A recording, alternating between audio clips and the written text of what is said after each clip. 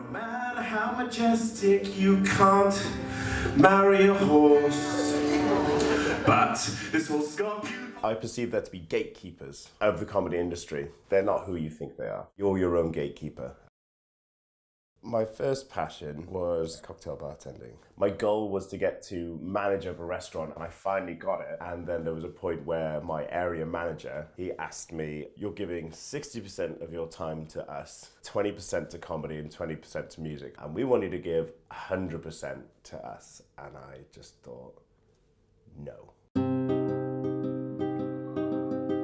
I think most people who don't do comedy have no idea how hard it is to do comedy. It took me 20 years to build up the bravery to finally get on stage. When I first applied to do a gig, I gave them a maybe slightly embellished version of what I have done, because I'd recently done some time in the new theatre. I'd done the stewarding job. After that, you then do an anti-panto for the cast and crew. So I had technically done comedy on the new theatre stage. The person who was in charge of that then said, oh, well, you've definitely not done this. Comedy isn't a place for liars.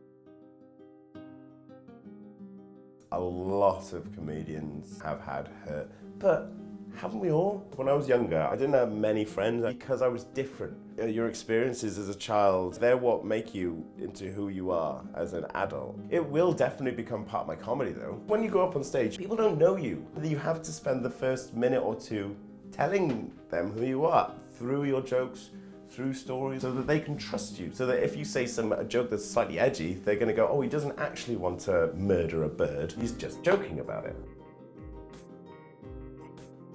I love being on stage. As well as other drugs, it's my drugs. The best bit is when you get what I like to call the wall laugh. It feels like a clap in your ear. I hear it and I know that I've done my job as best as I can that night. It's afterwards, but I'll still get this weird, uncomfortable feeling like you're not the person you're pretending to be. Imposter syndrome or something like that. Who do you think you are?